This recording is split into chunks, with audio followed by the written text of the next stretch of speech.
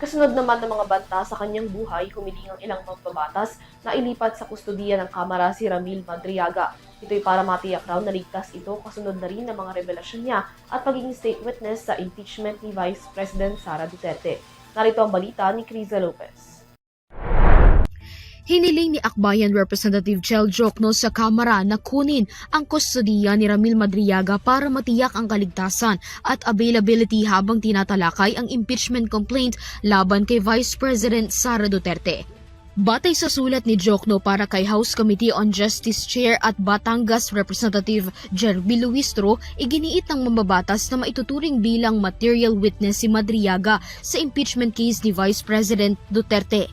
Hawak ng Camp Bagong Diwa sa Bikutan, Taguig ang kustudiya ni Madriaga. Gayon din kasama ang iba pang kongresista na sina Mamamayang Liberal Party List Representative Attorney Leila de Lima at Akbayan Representatives Percy Sendanya at Dinagat Islands Representative Kaka Bag-aw. Hiniling din ni Jokno ang paggawa ng mga pangunahing dokumento na mahalaga sa pagsusuri ng mga reklamo laban kay Duterte. Bagamat pareho lamang ang nilalaman ng mga impeachment complaint na inihain laban kay Duterte noong February 25 sa reklamong tinatrabaho ngayong 2026 sa Kamara, mas nagbigay ng bigat sa reklamo ang testimonya ni Madriaga, dating aide ng Vice Presidente. Si Madriaga ang humiling sa Office of the Ombudsman na imbestigahan ang umano'y korupsyon ng Vice.